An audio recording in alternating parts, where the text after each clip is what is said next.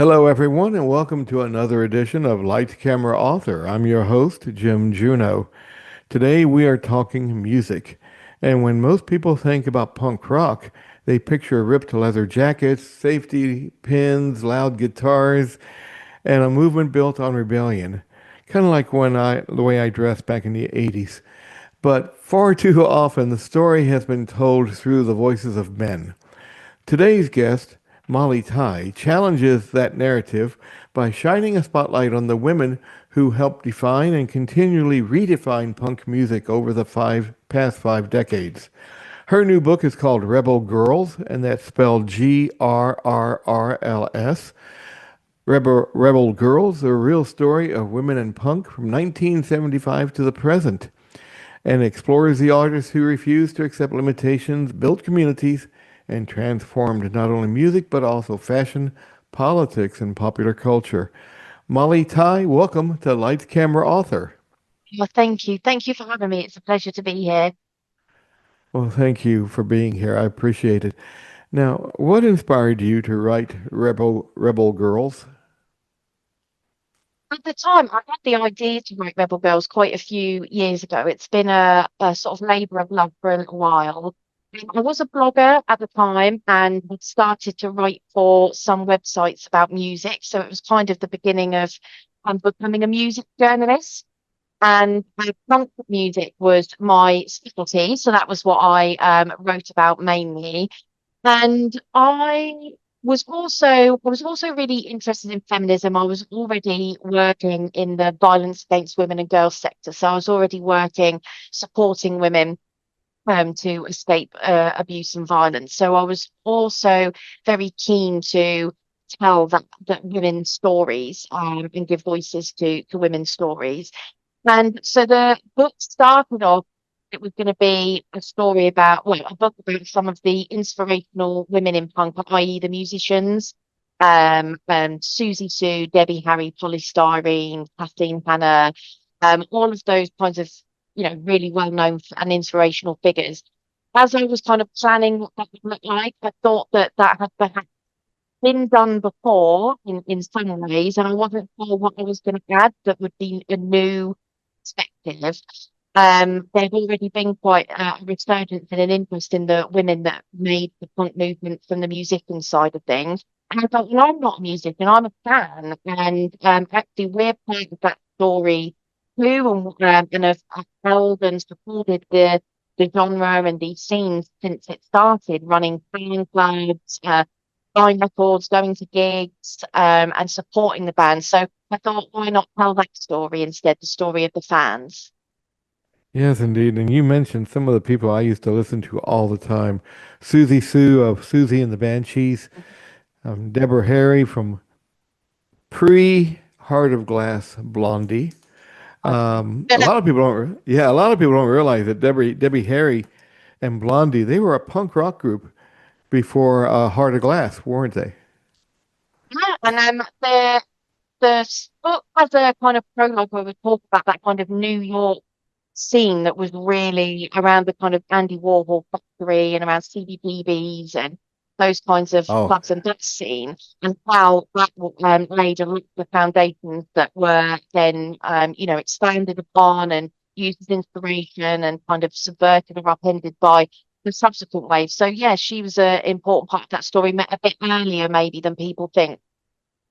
your subtitle, Real Story of Women in Punk. What misconceptions are you hoping to correct? There's a few really that as someone that's so passionate about punk and has written about punk for a long time now, and I still write about temporary punks. I'm still very involved in listening to bands and knowing sort of what the modern scene looks like. I wanted to challenge the idea that punk started and finished kind of 1976 to 1977, 79. So I've always been keen to challenge the idea that punk was just that one kind of slip up in time. That was a really important part of the foundation of the genre, but it's carried on going since then, and lots of really interesting interpretations of punk have happened since then. So I wanted to challenge that idea as well. I wanted to challenge the idea that the scene revolve around just fans and the music. There's a lot else involved in the genre in terms of activism and the zine culture and the fashion and just how important fans are to any genre. And in terms of women in the punk movement, I wanted to also highlight that there were so many different ways that women got involved and that there, you mentioned at the beginning about punk being a music of his rebellion, which it absolutely Mhm. is.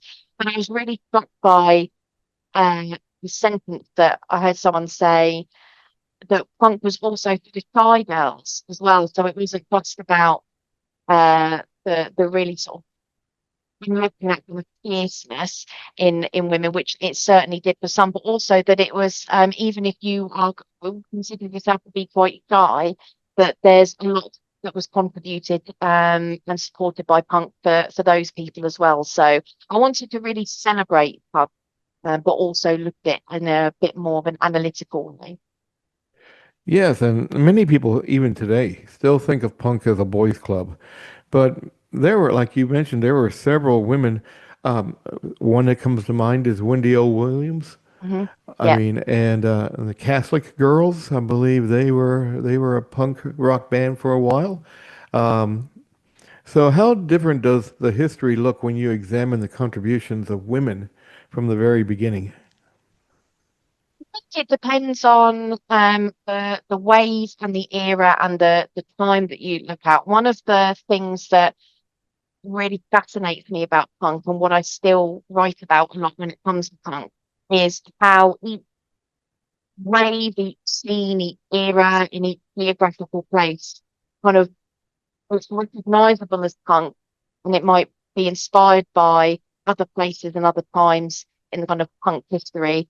It also, each wave is very distinctive as well. So the one of the things that was fun to kind of put in Rebel Girls is the women's experiences in, say, the 1970s in the UK versus the scenes in the 1990s in America and kind of what those would look like. And one of the key aspects of that influences how the female fans experienced punk was kind of what was going on around them at the time. So Rebel Girls looked at what is the kind of social and political context for women at that time and what was important to them.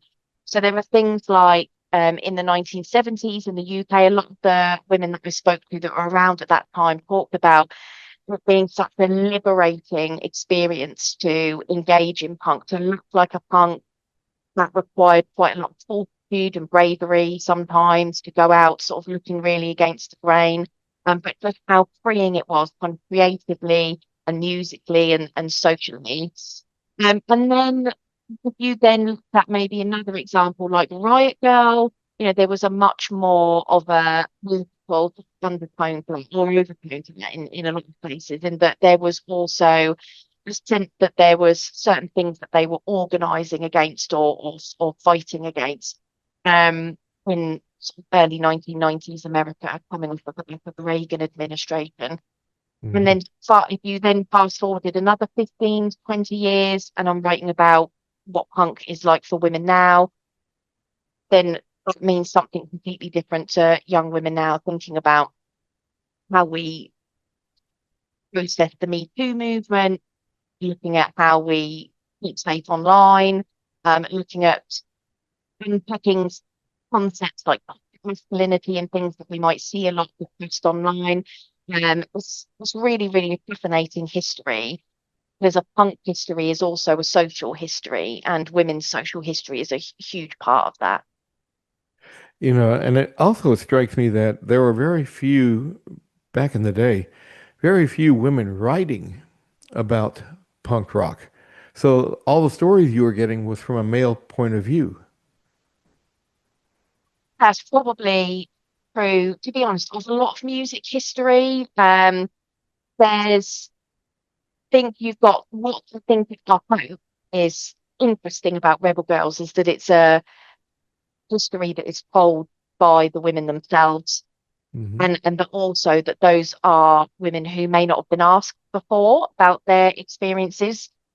I think being someone that is a good goer, a fan, a consumer is a very different dynamic than even if you're a woman on stage. It has its own kind of dynamics. But I think that was a really important focus of Rebel Girls to tell women's stories. And a lot of the women that I spoke to, I was always surprised in a really pleasant, in a great way, at how generous the people that I spoke to were for the book with their time and their stories and their anecdotes. And some of the women that are quoted in the book, I may have only been able to quote, a couple of paragraphs of what they said to me out of a two, three, in one case, 4 hour interview, talking to them about their experiences. And because a lot of people haven't necessarily asked for those stories, because we are maybe so used to hearing stories about men or told by men or from a male perspective. So it was really refreshing to be able to give voice to those experiences that might not otherwise be told. Was there one interview or archive that or discovery that completely changed your perspective?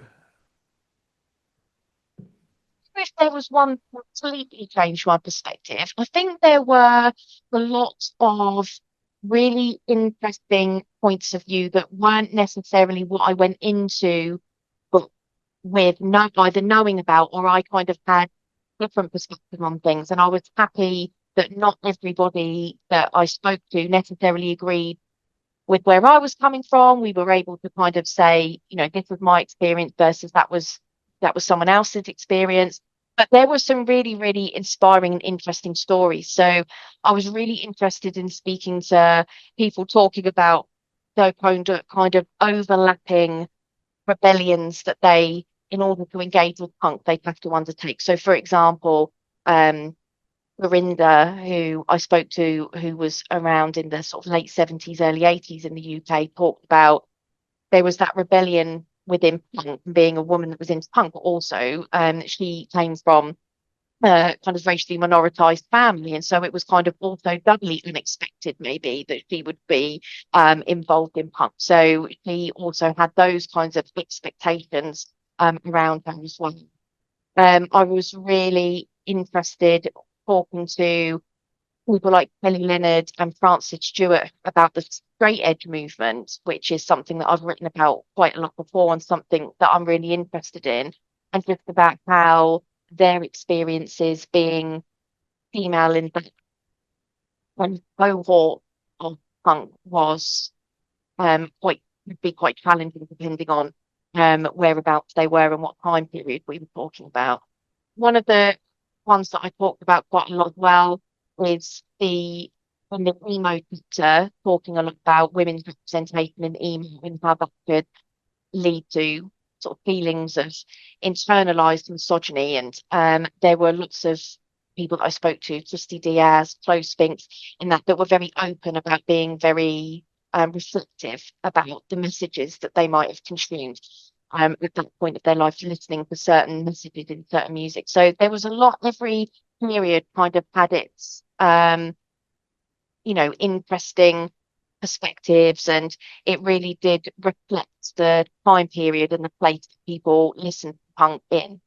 Yes, and now we and readers will recognize the names of say like Patti Smith and Debbie Harry and Joan Jett, but who are some of the who do you think remains one of punk's most underrated pioneers? No, anyone that knows me will not be surprised by the band that I'm about to mention. One of my favorite bands growing up, and they were actually one of the inspirational forces behind wanting to write this book because basically I wanted to write about the Donners. So the Donners Oh, are the one of Donnas. my Hey. they are one of my favorite bands. And really Rebel Girls is a very convoluted excuse to write about the Donners. So, there's like a lot of has been built around. I'm pretty glad about the Donners. So I think as of my age, so I'm I was born in 86. So I came of age, I guess, in the punk era. So that wasn't the first type of punk that I liked, but it was what was around at the time that I was a teenager. And I loved pop punk, and Green Day were my favorite band for a long time, and Hmm. Blink-182, all of these kind of American um, bands comprised pretty much exclusively of young men. And I love Blink-182 and Green Day and Spring and Weezer and all those kinds of things. Um, but the Donners were one of the few bands that were female in that punk space. And I've written about them specifically before, how refreshing that was at the time, how cool I thought they were. I thought they were the coolest band in the world. And as I got older, and I never really thought necessarily about the challenges that may have posed to them of being a female band, a young female band in the punk scene. They were signed to Lookout Records before they moved to Atlantic, so they were on that independent record label that gave us Green Day and Operation Ivy and all of those kinds of bands. So, but as I got older, and they also got older, and they spoke more about their experiences of being in that scene, the more I think that was really fascinating to unpick that, because I think that represents a lot of young girls' experiences being into quite a male-dominated genre of music. So the Donners, I think, as well as being very cool, there's Hmm. also they're very equally significant in the punk scene. So I was glad to be able to write about them. Now, also, you write about fashion, which became another language for punk musicians. So how did clothing become part of the rebellion? Clothing has always been part of rebellion. So even taking, going wider than just punk, thinking about any kind of social movement, I think people have always used clothes and fashion to be able to maybe really quickly demonstrate they're into, what they're opposed to, and give you some indication of, are we going to have something in common? What kind of subgenre or group is this person part of? But that's an interesting development in and of itself, I think, because in the 70s, when I spoke to the women that were around then, a lot of what they talked to me about was clothing and fashion and the kind of make do amend, customizing your own clothing gave you quite a lot of kudos. And if really embody the DIY kind of spirit. But Dorinda, who I mentioned before, actually painted an album cover on the back of a leather jacket, and I forget what she said it was, but it was like it was a album cover by the Subhumans, I think, and she was very proud of it, like, quite a lot of brownie points, I think, around them. And then also when you get to Riot Girl, all through hardcore and all through Riot Girl, that clothing and fashion were an important part of how you expressed what bands you were into. And then it also would have another element in that it could be something that could be a double-edged sword in that it can improve your safety and that it can help you find people when you're out and about who might be like-minded and might be part of the the same kind of social group that you are. So if you're on a train trying to get to a gig and you've got a leather jacket and a mohawk and you're quite clearly into punk and you see other people dressed like that, you might think, okay, these are these are my people. We're all going to the same place or we're all into the same things. But similarly, it could also then make you a little bit the target for people that that aren't a fan of that music. So a lot of the women that I spoke to in the 70s talked about feeling quite unsafe when they were out because they were obviously quite conspicuous and not everybody that would lay eyes upon them, you know, meant them well. So they might get Exactly. they might feel targeted. It gets less and less um potent, I think, as time goes on.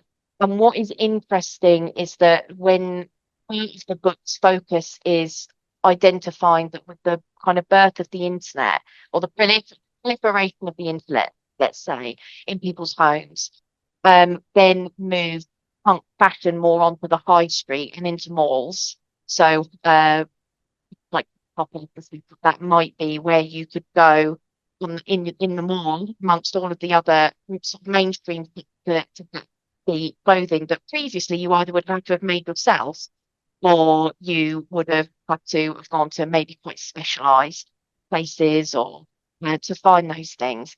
And then it reminded me that when I was 13, so it was we didn't have the internet in our house yet. Mhm. And a rumor had gone round that there was a hoodie with the cover of Green Day's Bookie on the back in record in Hampshire. But without the internet, there was no way of finding out whether that was true unless you went there. So my dad took me on a tour of record shops in Hampshire, following this wild, this trail of there's a rumor that there's a Green Day hoodie somewhere in the Hampshire area. And that was really important. I was definitely wanted it because I wanted to walk down the street and have people know that I was a Green Day fan. It was really important to me. But then, as the kind of alternative scenes or genres kind of become a bit more amalgamated, there isn't always in the kind of mainstream, which is what I'm writing about, that kind of uniform punk look.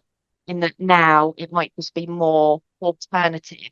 So people, whether whatever kind of alternative music they're into, there isn't such a clear delineation. So it's that the fashion of punk on its own is a book on its own, and the significance of different looks. But everyone that I spoke to enjoyed telling me about that one garment that they had that was just super special to them. For me, it was that Ducky hoodie, which I never took off. I slept in it, I wore it out, I took it to school, I had it everywhere. But for other people, it was either a particular jacket that they had, or a pair of shoes, or a t-shirt that got signed, or something like that. So yeah, that's a really important part of the story as well. Let's talk a little bit about the people who are behind the scenes. How significant were the photographers, promoters, producers in shaping punk history? Yeah, it's incredibly important. And what's really great now is that I think that there have been a lot of really great female photographers in punk scenes, and there are because of the social media, a lot of those photographers are able to use places like Instagram, things like that, to kind of archive all of those incredible shots that they take. So I think on Instagram alone, I must follow about 15 or 20 different photographers just from the 80s hardcore scene in America. So they're documenting those scenes by writing about them in zines, by by taking photos means that people like me in 2026 are able to tap into all of those pictures and words that paint what life was like to be actually be there for those that weren't there. And in terms of promoters, I would recommend people read Nancy Burrell's book. I'm not here to hold your coat. I'm not holding your coat. I'm not here to hold your coat. Where she was promoting punk gigs in the 80s in Philadelphia, and talked about, all of the work that goes on behind the scenes for the band on the stage and to get bums on seats or, shoes on the dance floor. And so that in turn supports venues as well. So there's this whole ecosystem that has to happen in any music scene, but particularly for punk, which is very DIY.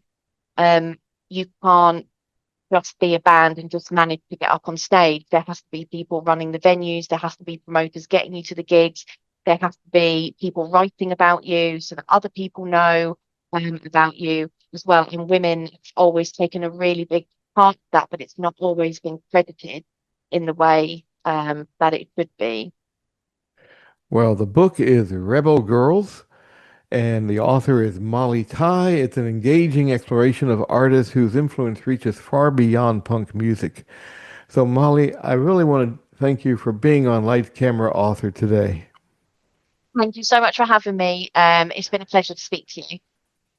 I want to thank everyone for listening. If you like today's episode, please subscribe and like. Leave us a review, share the podcast with fellow readers, and anyone interested in stories about the artists who shape our culture.